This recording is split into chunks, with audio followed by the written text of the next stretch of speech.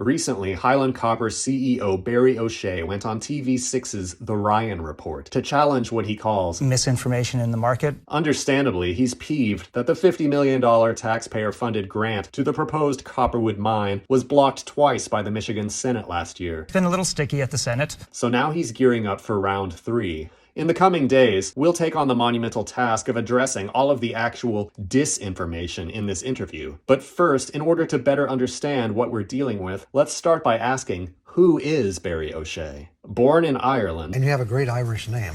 Yeah, absolutely. But raised in Canada, Mr. O'Shea studied business administration in Ontario. He got his big start as the chief financial officer of Gate Gourmet, one of the world's largest airline food companies. Then spent 12 years in financial positions at 2 different gold mining companies, before finally reaching Highland Copper, where he began as chief financial officer before graduating to become the company's 4th CEO in a decade. What this career path clearly communicates is that Mr. O'Shea's area of expertise is not mining, but money. Oops, wrong image. There we go.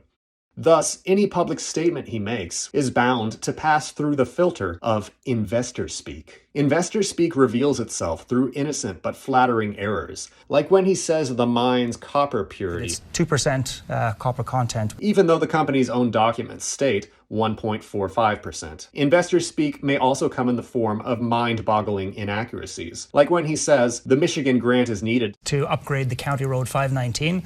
Naturally, that's something that's important for the project, but it also gives year-round access to the state park. Even though 519 is already a year-round road, which gets plowed after every snowfall. But one of the biggest tricks of investor speak is the lie of omission. Far more deceptive than what is shared is what is left out, like how indigenous tribes have spoken in opposition to the grant, or how Northern Michigan University recently dropped support for the project, or how their company has never developed or operated a mine and would be shipping the copper to Canada, or how for decades the Western UP's economy has been growing faster than Lower Michigan's. And so there's no need to drag us back to the resource colony days, when outside companies saw the UP only as the front lines of extraction, with all natural and monetary wealth being exported to financial centers hundreds of miles away. Even though investors should know these facts, not to mention the public at large, it's Mr. O'Shea's primary goal to ensure that we do not.